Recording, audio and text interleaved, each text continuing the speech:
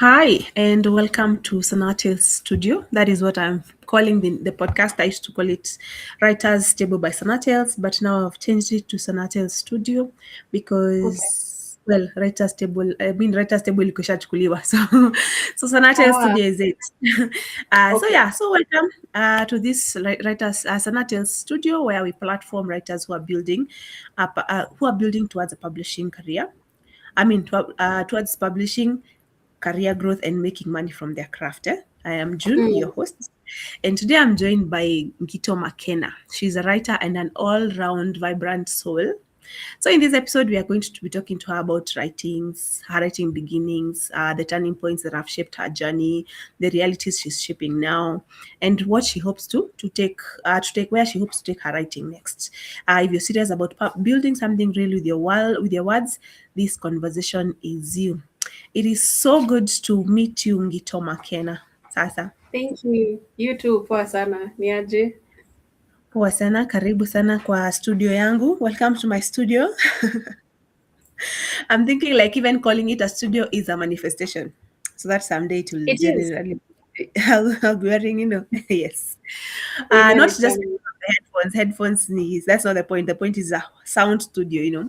So yeah. Mm. So welcome to this conversation where I wanna know about you. Let's start with that. Who are you? Tell us who is Ngito Makena. Who are you? What do you do? Yes. Ha. That's usually such a like if you're submitting like something and they ask for your bio and you're like, oh my god, I don't know how to Mm-hmm. describe myself. um I oh my gosh, let me start with the basics. I am a woman living in Nairobi, Kenya. Nairobi outskirts. Mm-hmm. I am a writer. I have written since I was 11 years old. And I am turning 30 in less than 2 months. My birthday is in April. Nataka happy birthday. Yeah. um, yeah, so McKenna is, I love reading, I love writing, I love consuming art of all mediums, from songs to films to photography to paintings to just any form of art created by artists, Mhm. human artists, I should emphasize. Yeah. Yeah, so that's a little bit about me. I guess in the next, like during this duration, you'll get to know a little bit more. That's awesome. So where do you work? What do you do? I am a freelance writer, which means I'm not employed anywhere. Mm-hmm. I do contract based jobs. So yeah, I am part of the gig economy. Yeah, that's kind of what has sustained me since I started hustling. Of course, I've done like a few non-writing related things just to kind of keep the lights on. But yeah, I do try to make sure those things are kind of involved in the art space or yeah. Um, that's mostly what I do. And of late, I think over the past 1 or 2 years, I've really been trying to refocus my writing to not just waiting for like a client to contact me for a gig, but Mm-hmm. also just writing for me. The point of art isn't really money. Money is just like a part of it in a capitalist society. Yeah. Yeah, so I've been trying to write more, as June is aware of, on my Substack, and yeah, that's been going great. I think. Yeah. That's awesome. So I also like that's how I started. I started working on Upwork Kwanza. That was in 2018 is how I got into the gig economy myself. And as you're Mm, speaking, I felt like there's a freedom that it gives us. It gives us a whole lot of freedom in terms of, I would say, self-expression rather, or rather just yeah. exposure in ways that you get to experience, you get to meet so many kinds of people, and you get to like to there in terms of like, oh, that person is actually doing this, and this person hired me to work for them, and they are just launching their company. You get, okay, for me, first of all, I started as a writer, and then now I'm a virtual assistant.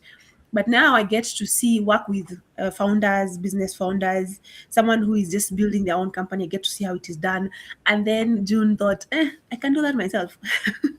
Therefore, That's pretty and cool. then that's how Sanatels became part of it. And I'm like, had this what I have learned in the last couple of years, basically because of working online, has brought me to this space where I actually dare to call myself a publisher, or rather, I am daring to call myself, I can become a publisher. I am publishing books now. I am running a platform where we are running writing competitions. I am running I'm daring to start a podcast. But then that's not all. It's just not about the boldness. It's also about having certain set of skills to like apply in those worlds. I don't know if that resonates with you. Does it sound like something you have also like learned It or does. seen? No, it does. It does resonate quite a lot. Getting to do certain jobs, yes, the being a freelancer does give you a lot of freedom. You kind of control your own time, and time to me is a very important thing. I can go on holiday, I can go for a friend's party, I can sleep in on certain days without really worrying about KPIs, and I actually do not know a lot of corporate jargon. Yeah, but without having to worry that I probably have to ask someone for permission to go to the coast for 3 days. I probably have to, all of that. Granted, it does come with its own challenges, like being broke and not having a stable sense of, like you don't really have financial stability. Because any Yeah, freelancer can relate to having months where you're really good, like you're very okay yeah, financially, you can cover your rent for some months, you can do your bulk shopping, you can afford to go places and do stuff. And there are months where you're just really questioning your life choices. But yeah, in the process of it, you do get to grow, you do get to meet really cool people who are doing cool stuff, as June said. Um, yeah, you meet people who are building things, you meet people who are starting things, you meet people who are basically following their dreams, and it gives you the motivation to start yours because you're meeting different clients every time. yeah. Awesome. So, tell us about writing. What is writing to you? I've gotten to the point where I treat my writing like a cult I am in. That is how seriously I take it. Because people in cults take it very seriously, by the way. Um, Yeah. I was watching, I've watched a couple of documentaries on cult. I think the latest one that I watched was the TB Joshua one by BBC. And Mhm. just how dedicated, I do understand there's a bit of Stockholm syndrome and all of that that goes on in cults, of course, but just how dedicated these people and even the cult leaders are to whatever it is they're pushing. That's how I'm treating my art, right? I'm treating it like a child now that I am raising and I'm growing and I'm very committed to, and I understand that this is for life because I believe as artists we're given a gift, and you can mess around with that gift for quite some time. I think in my early 20s I really did take my writing for granted. I'd be like, oh yeah, I'm a writer, but I wasn't taking it as seriously as it Mhm. needs to be taken because art is a very serious thing. Yeah. And now the way I view it is, to some extent, I am a vessel that's put here to for my art to just be in and exist through. This is my life purpose. This is what I was put on earth to do. I was put on earth to write and create. And especially as someone who I read a lot of books in my childhood, and I like to say that reading saved me. um, I would hope to those writers who sat down and put out their books or their stories, they helped some little girl in Kenya to like get through her childhood and her teenagehood. So yeah, I do take my writing very seriously now. Um, I do take my art very seriously. I do take reading very seriously, which I'll talk a bit more about. But yeah, So you started writing very young, or yeah. reading? How young were you when you started reading? Like for fun? As soon as I could read, as soon as I could read. I don't remember what age I could read, like, full sentences. Of Mhm. course, that's an ability that grows, but my mom was a very big contributor in that because I think she picked up very early on that I enjoy reading.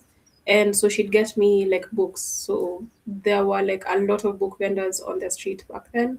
So she'd just pick up a book for me like almost every day because I was reading very quickly. So as my reading capacity grew, she'd grow the kind of book she was buying me, the grammar, the language structure, and everything. So Yeah, because I think she noticed I'm the kind of kid who, like, I'll read a book in a day, and then because I have nothing else to read, I'll reread it and reread it and read. Yeah. So it's like, let me just, girl, let me just get you books. Watch your Seka. So yeah, I Cool. reading. I started as a bit. That's so nice. My kids, Mimi, I keep trying, I can't try. Boy, kumbe I can't force them. I cannot force them to like to like reading, no matter how much I want to impact this to them. Mm, mm. I just storybooks is actually like because now obviously when they're being when we are buying for them textbooks, we have to buy. You know, they have storybooks that we have to buy for them. I don't know. I don't think you're. I assume you're not a parent, No. so you have to buy for them storybooks. Kama vile tulikuwa tunabuy set books tukiwa high school. Mm. Hivyo siku hizi wako hivyo wanabaiwa a set of two storybooks that you have to buy. Oh. In my attempt at parenting responsibly, I try to make them read them. Well, it is dramatic, but yeah. So I the way you're saying that your interest, how early it picked, I'm just realizing kumbe I cannot force them. Kumbe Yeah. Do, nitaachana tunayo. do they have things they like maybe playing sports or like They mathematics? love. My youngest is very, very active. Kucheza, just him, he will do Mm. anything. My eldest, he is into video games. Him, he wants to become a gamer. Hello. Hmm. Become a gamer when he grows. That's the I interest. I guess you could like show him like the tech side of it, like being a gamer is really cool, but in case Yeah. he'd want to develop games, build the tech for games, That that is that interesting. That is yeah, interesting. there's That always like another angle to look at things from. there's always a different that's so true because I was thinking now as in as a gamer kazi yako unataka tu kukaanga tu kwa nyumba na pajamas the whole day ukistream games. They As make in so much money. I know they do, but I'm as so in when jealous you of look your at it money. as when you look at it as a plausible career choice, you're like, Yeah, yo. yeah. As I in you're get going to a hustle vibe. a bit. You know, you're going to You like could introduce him to like tech. I think there should be like YouTube channels of like for creating coders or like game. builders who Oh make my these gosh. games. Yeah, and maybe you could also show him. You remember when we were young, the computer games we were playing, like Kina Dangerous Dave Mhm. and those old computer ones. Even way back to Kina Snake Sensia, I'm pretty sure like some of these developers might have put out some information or some content about like coming up with games, especially in an era where tech was really not big Yeah. at all. So you could introduce him to that. Tech does have a lot of money, and I know gaming is gonna be still keep growing. So yeah, he might be interested in that and might make mom a lot of money in the future. I love that. Thank you. Thank you for that perspective. Because then hata mimi nilikuwa like, we, sasa, I don't even know how to handle that. But you see, Yeah. you exchange ideas. That's so cool. Thank you. Tell us about your writing journey. When did it start? Um, I was 11 years old. That was class six. I don't know if that's the same thing as grade six now. It's sort of yes, it is. It's 11 years, Kind 6. of. Yes. Yeah. Yeah. So we used to call it class six, and I was just seated in class, and like something came over me, and I just wrote a poem. I Mm-hmm. can't even explain it better than that. Nilianza tu kuandika, but I think it was during one of those reading periods you used to be given in school. Like there's no class going on, no teaching going on. So yeah, from then on, it just kind of like rocketed, skyrocketed. I'd write poetry. My very first poem was about like bad governance, which I think a lot of African writers can relate to. Yes. Yeah, then In class we 6. got into high school. Sorry?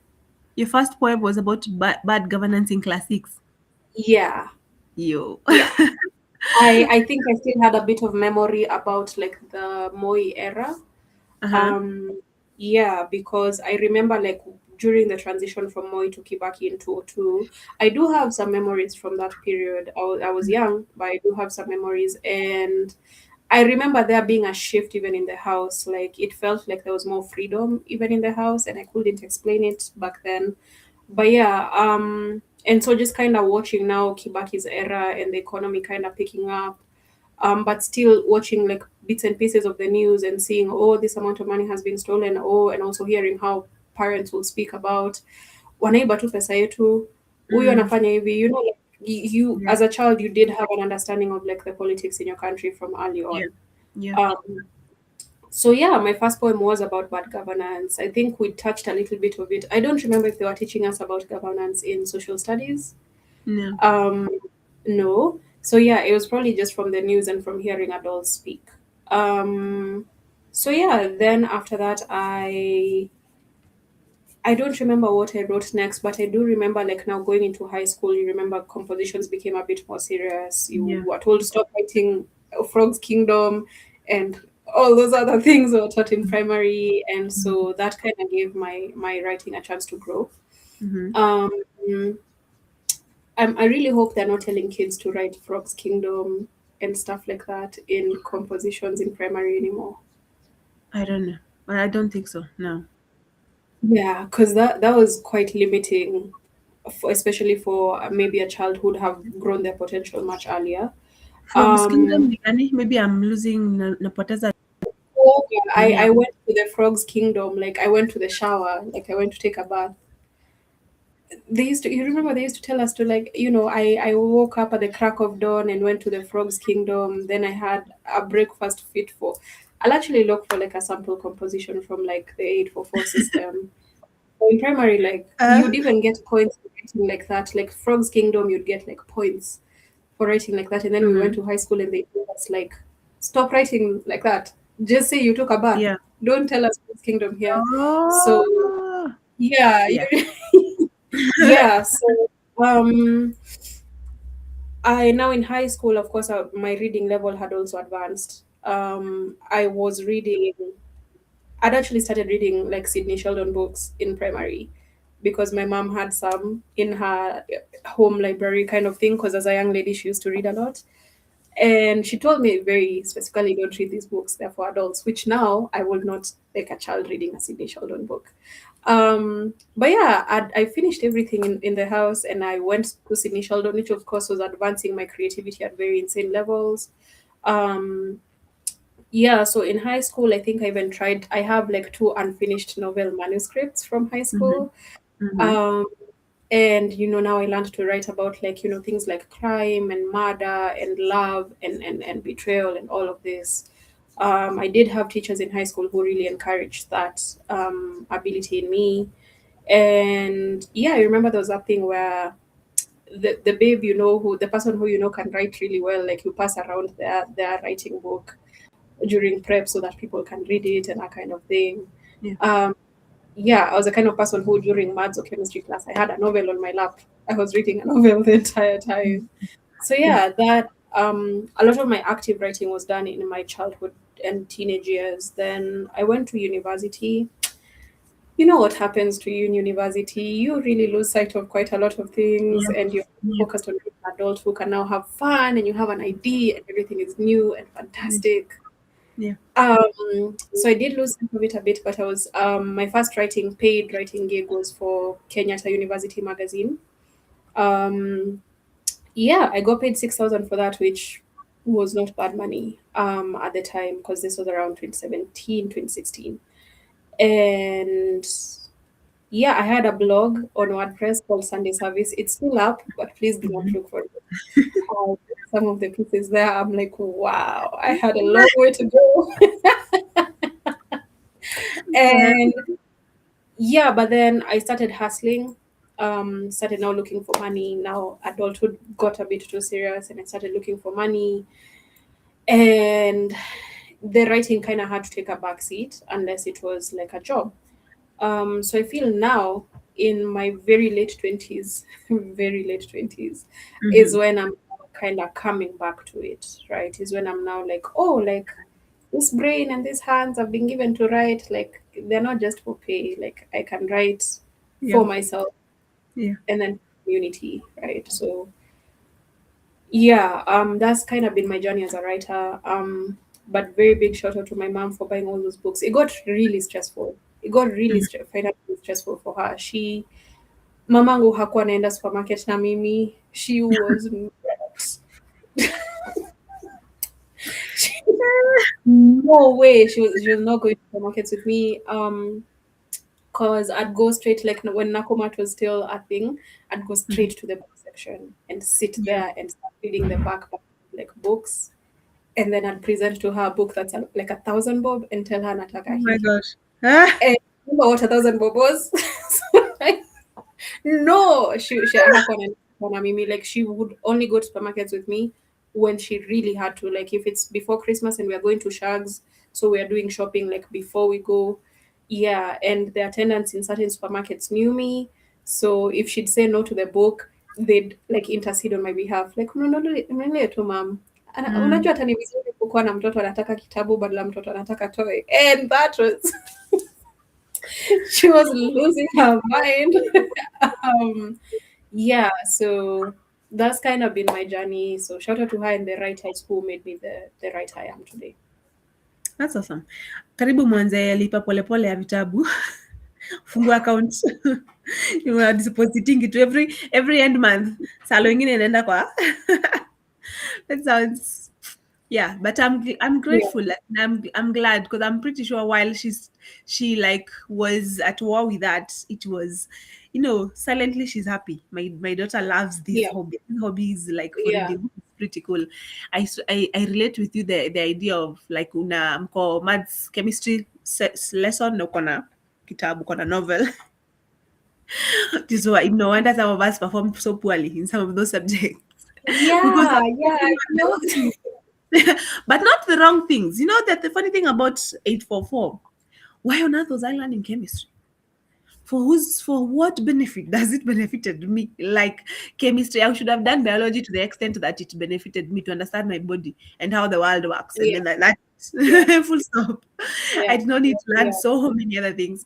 And then I think it used to pull our grades down in a way that I am hoping CBC changes genuinely. I know usijali utafika. If that is your direction or that is your path, utafika tu. Maze CBC, at least they're trying to separate the different pathways, the different Mm, subjects. I am really mm-hmm, hoping it helps. That is my prayer by day. I am mm, not I'm not among those people who say, "Oh, CBC, our children are in CBC. If we trash it, what are we going to do? Are their their futures are not hopeless, you know?" So I'm really hoping that it helps because maybe some things I learned to date, I don't know what they were for, genuinely. You know, mm, mm. we should have dropped them at some point. You say that to question drop V2 form 2. I don't know whether we'll 8 for first year. But yet we got not Yeah, drop V2 form 2. Evo, we should have been dropping a whole lot more than two subjects. Wait, we were dropping only exactly, we were exactly. dropping only two. Yeah.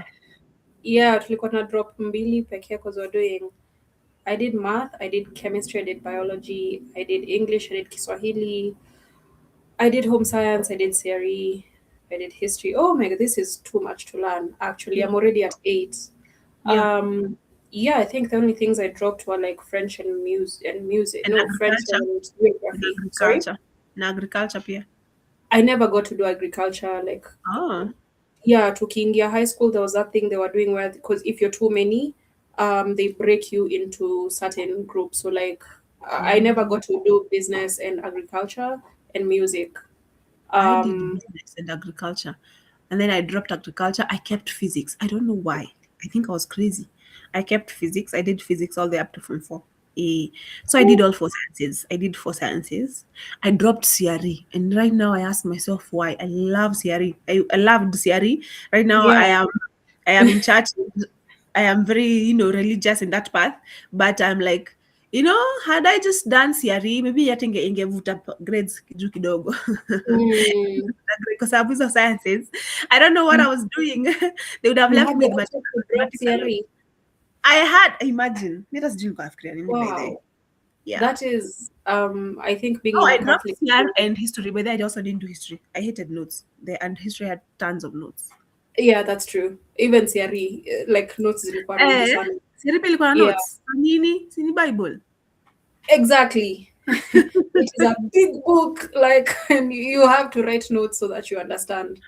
You Oh know, my that thing of gosh. if you write it, you remember. Aki CRE, I used to get into so much trouble because of CRE notes, and I loved it as a subject. I'm not religious, but to date, I still love quoting like things in the Yeah, Bible, like really interesting stories. yeah. I was explaining to someone recently why doctors have the snake.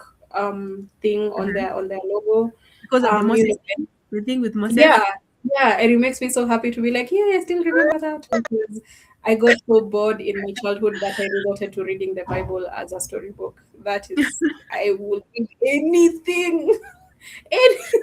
But uzuri wa Bible nao pia iko na stories. Na iko na stories Mbaya, zangu when the Old kali. Testament. Oh, Si ndio?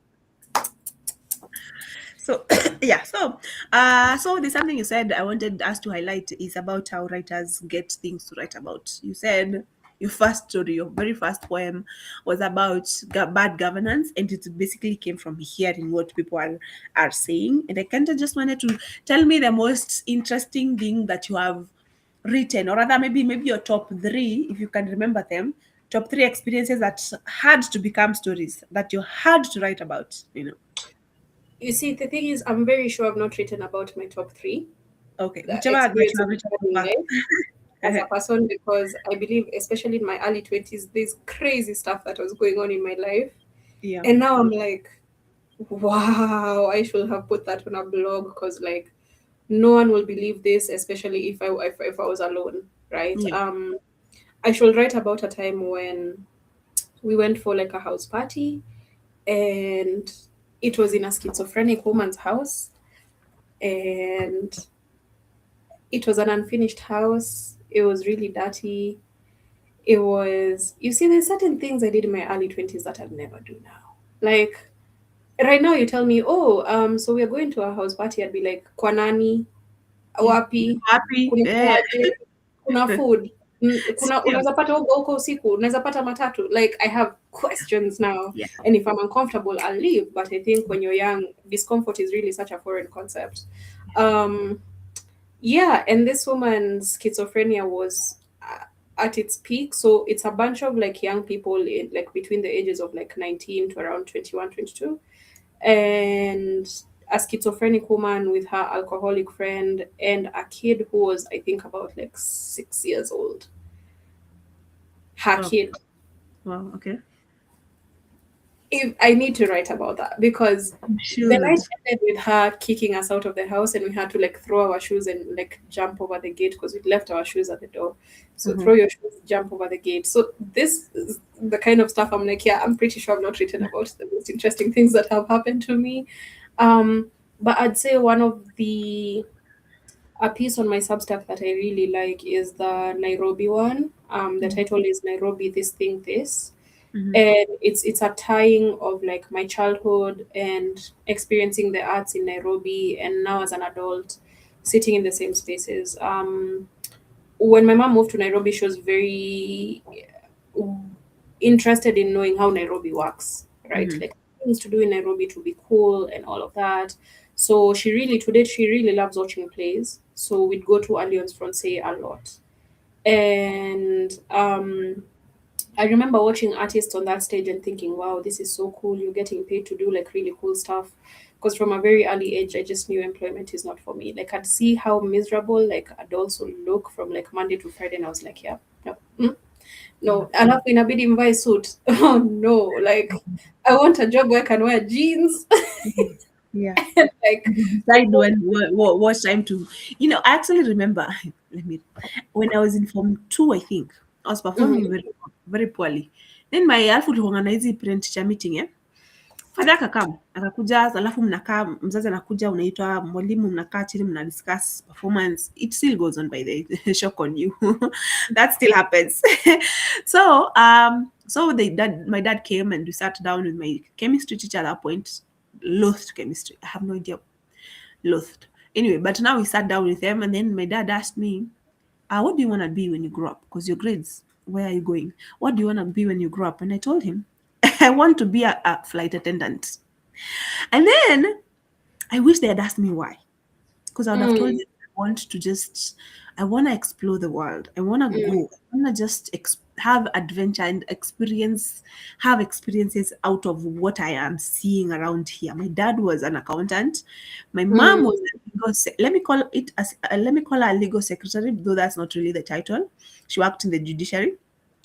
And alikuwanga anafanya she's for the longest time tulikuwa naishi Nyeri, so she used to work for a judge basically, transcribe notes. I don't know what those are called. She's a secretary wa judge. I hated that. The idea of just sitting behind a computer all day typing.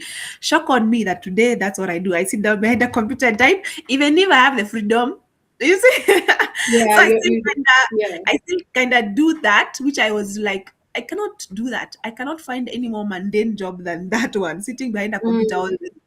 However, now that's exactly what I'm doing, but it is now with from a different angle, you know. But anyway, back to my story. When I told my father I wanted to become a flight attendant, he was like, "Hey, unataka kuwa malaya?"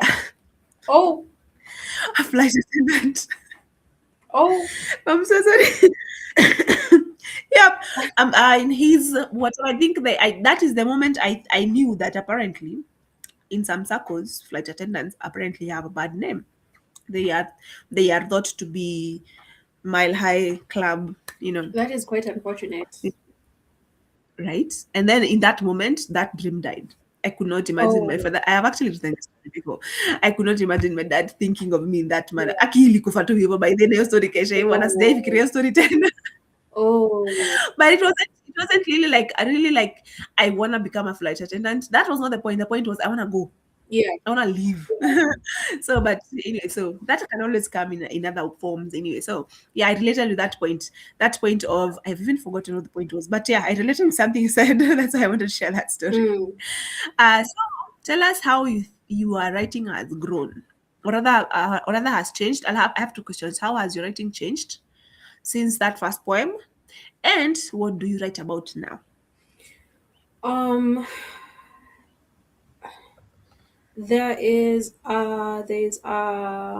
there's an article by Dochi, the musician, on Substack, and she talks about how the reason you feel like your writing isn't good is because you're not writing for Black people. So of course she's talking from a lens of being African American.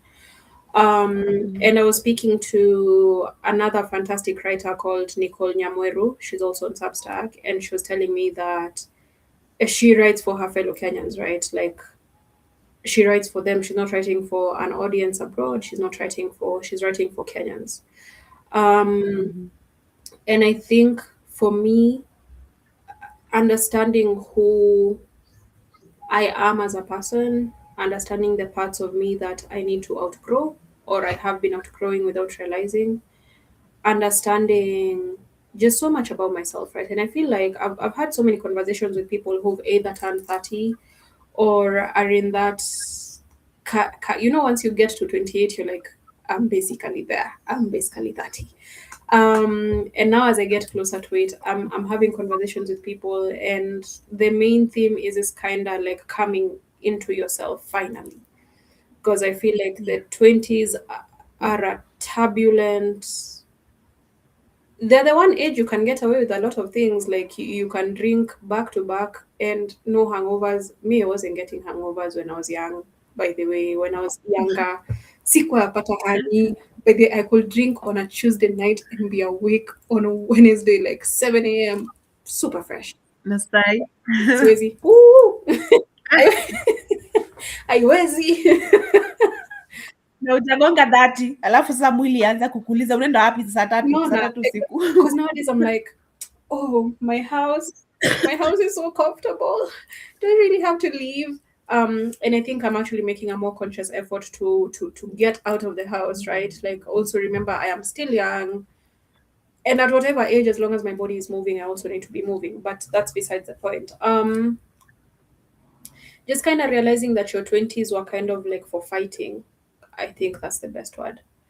um your 20s is where you think you're so sure of yourself, you think you're so sure of your beliefs and your character. And right now I'm looking back at, like, these 10 years, and I'm like, yeah, I really was not sure about a lot.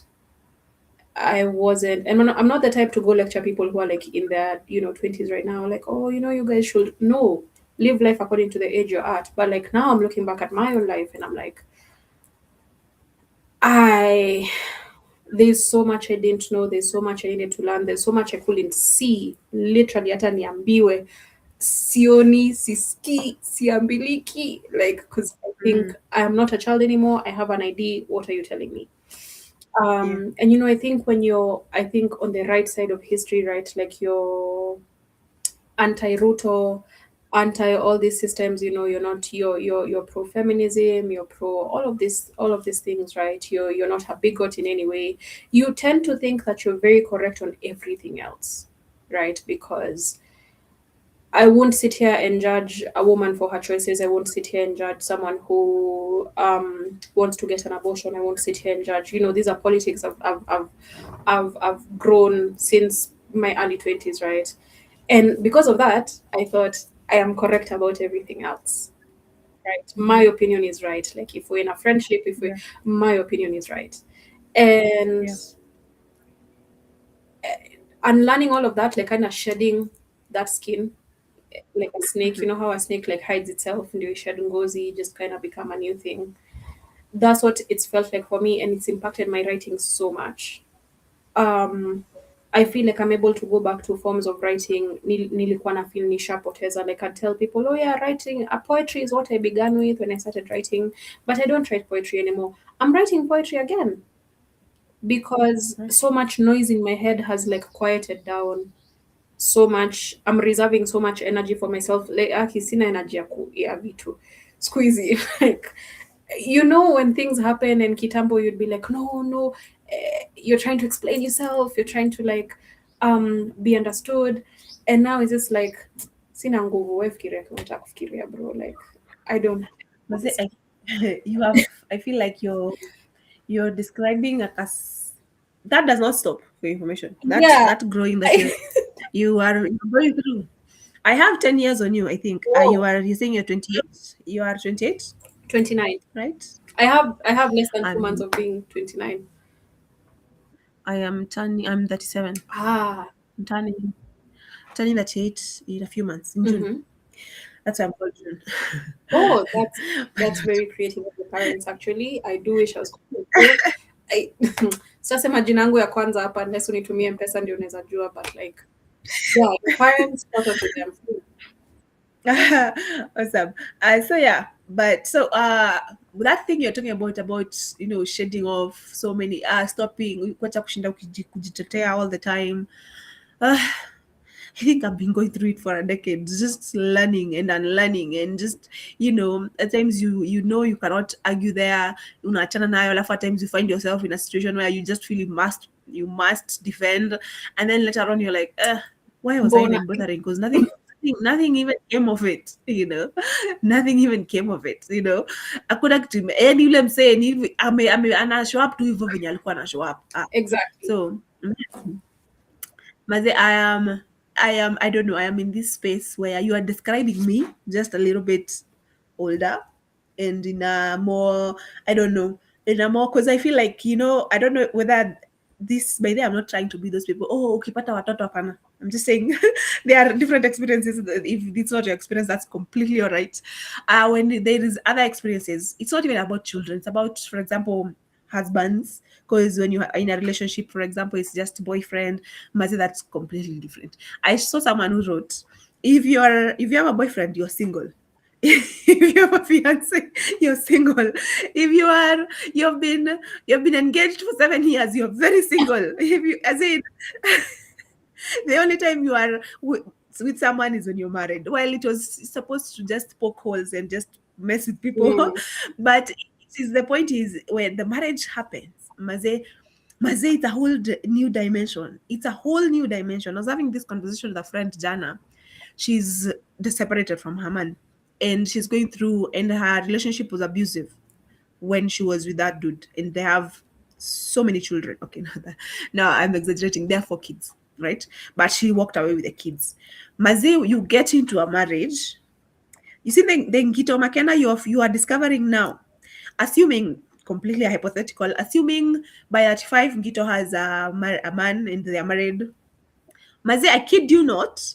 The Ngito I'll meet at 30, you get married at 35, sindio? The Ngito I'll meet at 13, at 42 will be a very different person.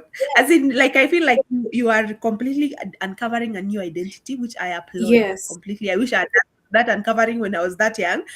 You are uncovering a new identity right now, but I also feel like that uncovering does not stop. You are not really kwani I'm how many layers? I'm an Yeah. onion. Kama ile ya Shrek. You actually are an onion, like tears involved and all. Ah, all the time. Yes. It's And then now she sent that same lady sent me something about the Sophia stage of a woman. We have completely derailed our conversation from writing, but eh. okay.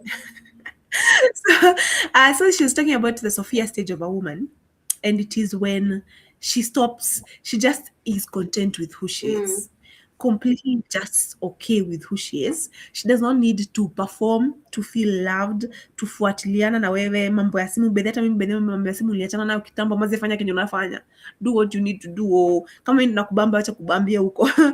As in, she comes into herself and just falls in love with who she mm, is, and I feel like I'm covering that, mm. and I cannot wait to fully embrace that, so that niache kusumbuliwa na vitu ndogo ndogo. So yeah, just Yeah, kusumbuliwa na vitu ndogo ndogo is actually the key. And I think you, before I'd kind of, when people will be like, wachana tu na yeye, wachana tu nayo, I'd be like, but mbona, isn't that being weak? Like, why will they say that? Why would they do that? Why will they?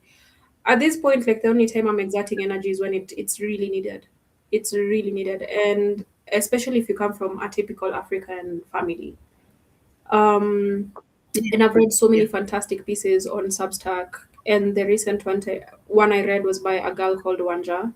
Wanja, if you're watching this, Mhm. I just want to hug you. Like, thank you for that piece, first of all. And it's about her being in the backseat of her mom's car and just kind of wanting the mom to see her. And realizing that a lot of our characters, a lot of even that need to be understood, they need to be seen, they need to be heard. It all stems from somewhere. And all of our nonsense you talk utotoni, you're not really a Yeah, new person. there. Yeah, you're not really a new No. person as an adult. It's just manifestations of whatever you went through as a child. And just even Yeah, uncovering all of that and just being like, it doesn't matter. So like back to what you it said does at the not. beginning of this podcast, all that matters now to me is my writing. That is Yeah, all I that's care about. That like, even when you are, there's something you've said about it originating from somewhere.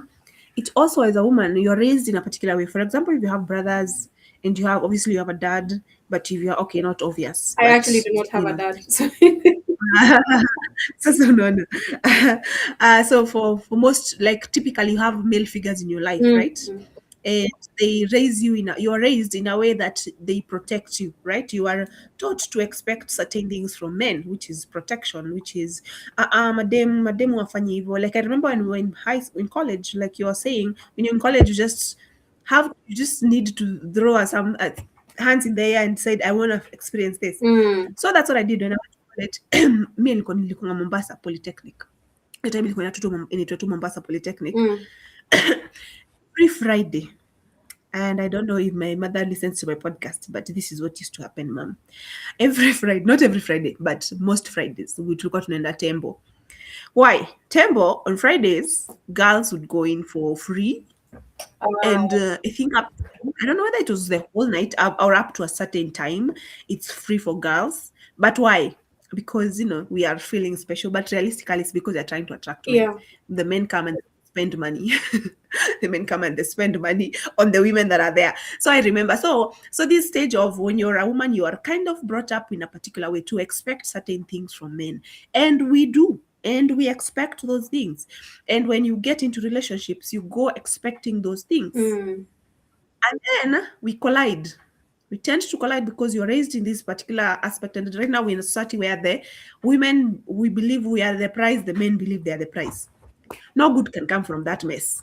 There is no good that can come from that mess. When we are all thinking, oh, I'm the prize, and these ones are thinking they're the prize, and we are always hitting tunagongana vichwa, no good can come from that. Uh, so when now you get to a place where you realize that this is what works for me, this is what I want to do with my life, which is the same space I'm in, the one that you're saying that all you want to do is right, and me, all I want to do right now is just do things I did not get to do when I was younger. When I mm, was because I became a mom when I was very young. I was okay, by very young I mean 24. mm, That's not very young to us, but to me it was very young. While it has its advantages, it also has its disadvantages. And for me, my path right now is I want to do this. I want to build this. Kama inaanguka ianguke bana, lakini nilijaribu. I want to try. I want to get out there. I want to meet these people. I want to write. I want to say whatever the hell I want to say. And if you have a problem with it, sit over there and leave me alone. Just unfollow my stuff, you know. Don't come later. Oh, Juno Kopo. I mean, Kopo Amaze. I have gone through shit and I came out smiling, as in it got washed off and I am fine. So, Mm. I completely hear you when you say that your focus right now is basically just you want to write. I applaud you. And even as we are going to the next stage, which is your Substack. Nashika simu, niko na simu nyingi bana. Pole. Hey. So as you go to the next step, which is we go to the next step, which is about your Substack. Let me know how did you get to grow your Substack to the stage that it is at? Um, hmm. I actually opened my Substack, I think, in 20. I don't remember if it was 2024. And I wasn't really like writing much. I honestly think I posted like maybe twice or thrice that year. Mhm. Which means I wrote creatively twice or thrice that year. That's how bad it was. Sikuwa naandika. Um, and then last year, I just so many things shifted. To be very honest, I had quite an interesting 29th year around the sun.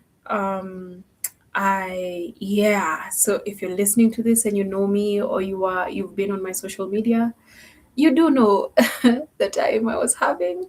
Um, and I think part of that just came with one of the positives was I really go back into my writing. So I'd write and write. And the first piece is I was also very sad at the time.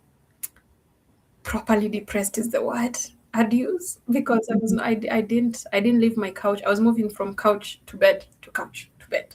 Like Mhm. Mhm. niko na Mhm. tokens, niko na wifi, na Mm. watch 2v2, na scroll kwa simu, nalala, nalia, naamka, nalia, naamka. So like even what I was writing was it was so sad, right? Like if you Mhm. read um my kind of first pieces on Substack, that was a very sad girl. And I think letting yourself as an artist just be in whatever season you're in. At that time, I even tried to force myself to write happy stuff. I have a piece called Happiness Fleeting, and I was really trying to write about joy. Sijui hizi mikono zilienda hapa aje kuandika a sad poem, right? So you let yourself be in whatever season you're in Yeah. as an artist, right? If Yeah. you're sad, just even be grateful that you can create art because a lot of times when you're down it's so hard to create or do anything. So I let myself be, and there's this whole thing about, oh, we want happy African writing, we want African writing, and I'm queer, right? So even like we want happy queer stories, but like there's nothing happy queer like happening on this continent, bro. There's like in this country right now it is like criminalized. Sasa nafaa kuandika story gani ya joy? I can, Yeah. but like Yeah. the circumstance is not happy, right? As Mm. Africans also we have quite a lot going on. Like there's this reggae song, do you see anything to smile about? Like for real, if you're on the continent there's not much to like be happy. There's a little bit, but effects of like colonization and neocolonialism are still with us. So Yeah. I just allowed myself to be like, oh, Africans need to write happy stories. Sawa, mi si Mwafrika, basi mi wacha niandike pieces zangu za kulia.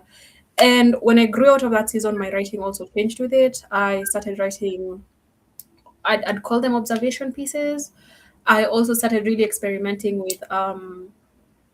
with you've read my piece on the taste of your lover, and my creativity grew to the point where I'd write pieces like that are very provocative. Ideally, I believe in an African or even a general context, a piece like that. That is Spoiler general. in general. Spoiler alert, the piece is about cannibalism from a very centralized perspective. And that's the thing with creativity. The more you allow it to be and you just let yourself be a vessel for it, it will lead you. It will take you to where you want to be without you even realizing that you're growing. It took me a very long time by then to notice, oh, I haven't been writing sad pieces. Oh my God, yay. Like I was just flowing along with things. And the more I wrote, the more people came. Mhm. And that doesn't have to be every artist journey. right? You, and especially certain arts, like, I know musicians, it takes them a very long time sometimes to build their career, no matter how good they are, no matter how much they're putting out. And I know there are musicians who, like, you hit in a night, right? Mm. So every artist path is very different. I wouldn't say I'm at the highest place on Substack, especially because Substack is a very, I don't want to call them, let's just say they don't really recognize Africa as a continent. Because if you go, like right now, I follow you, June, on Substack. If I go search June, it won't bring me you, the person that I follow first. Nitaletewa June fulani wa uko US ama UK. Yeah, And I noticed that. yeah, Yeah. yeah. So when I joined the app, honestly, mi sikuwapata pieces wa Kenya or even wa Africa, right? Because I was like, okay, maybe Kenyans aren't writing. Let me look for like African. Of course, the Nigerians are writing. I couldn't find anything. I was just being brought for like very Mm. global North content.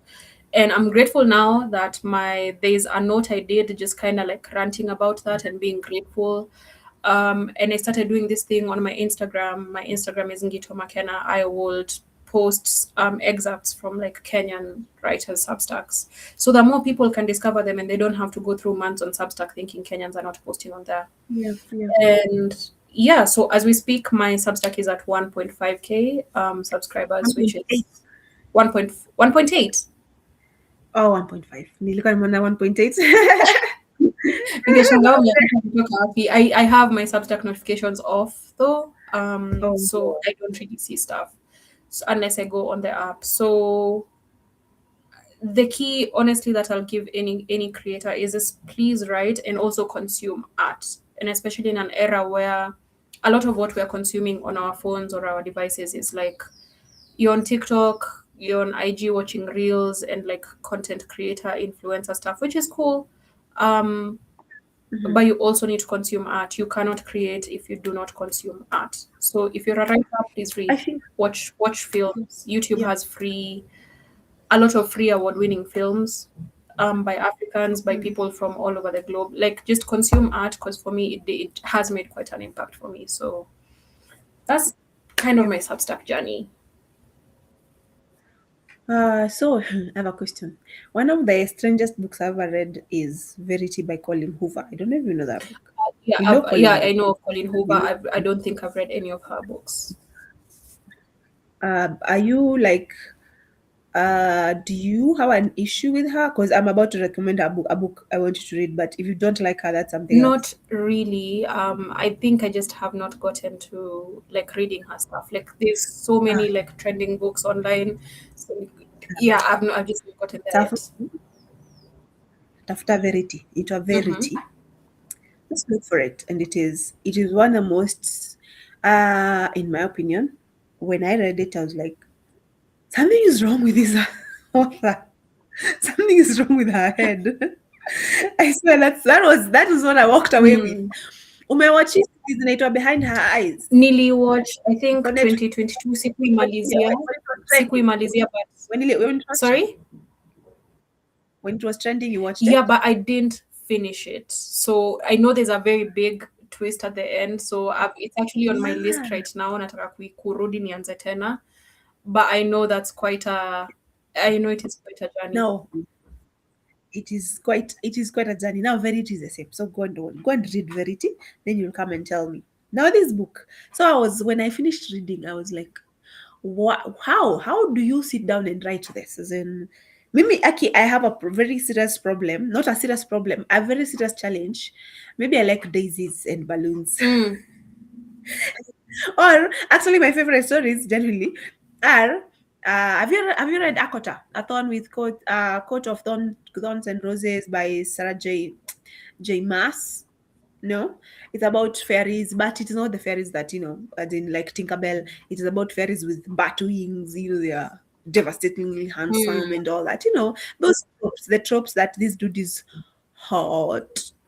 And some damsel who is not such a damsel really, but she's a warrior in herself. I don't know. Those are my favorites. mm, She's a warrior. I love these fairies have powers. So as in, I love that genre because at the end of the day, maybe we get a happy ending. We get to smile at the end. So when I read Verity, I was like, something is wrong with this person. Something is wrong with this woman who wrote this book. So when I read your piece about a taste of your love, I was, what is the name? What is the name? Hata nikakuuliza kwa comments, ni nini umenituma huku kufanya nini? But it was like I honestly paused because I am in this space where I need to be. I do not like come and tell you because now I already said I'm religious and clearly you're not. And you have said you are not. Saa nikaanza kuambia mazee hili ina shetani. Like, can you imagine if I approached you Yeah, in that yeah. one? Now this conversation would be happening, right? And everyone has their own journey. Me, what took me to religion is my own path. What takes you to wherever you're going is your own path. Kila mtu ako na safari zake. So honestly, when I read that, I was like, okay, this is not for me. But I am curious right now as we are speaking, now that I've met Ngito McKenna, what brought that upon, or what brought that on? Especially, I'm actually going to go here. Oh God, help me. Oh, please forgive me if this It's is okay. wrong. Please just be honest. Uh, Especially with the Epstein stuff happening, So, with the Epstein file. yes. Oh my God. I was having a conversation about this with another amazing writer called Kimemia Masharia. He does history pieces on Substack. He's a fantastic writer. Um, Now, let me tell you, Epstein was not in my head when I wrote that piece. I think I wrote it sometime last year ish, maybe mid to kind of later in the year. And the whole thing with Epstein and the eating of children had not come out. Or rather, not heard about it because up until now, I actually haven't really followed up well on his case. I just know he was a very messed up person, as a lot of billionaires tend to be. So, what was I thinking when I wrote that piece? So, the thing with me is, I will get an idea out of nowhere. Naweza kuwa kwa matatu nimekaa. Hi, are you still there? Let me. Okay, guys. Hi, we are. Let me just text June.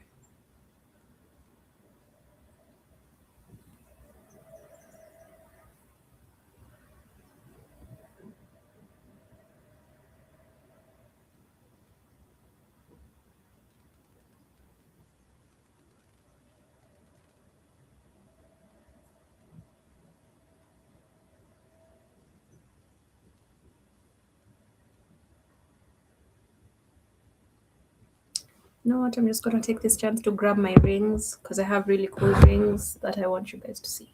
So.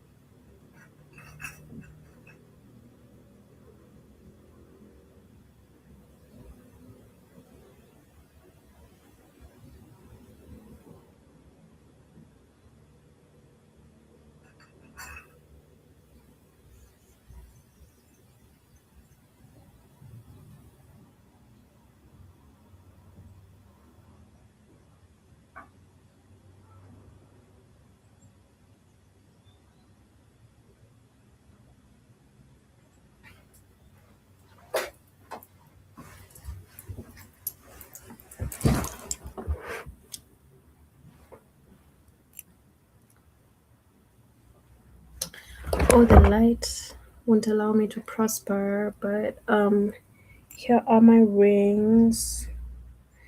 Here are my rings. And I'm gonna end this now. So, cheers. Where do I end this? Please get a Substack account and like read work from like Kenyan writers. They're really amazing.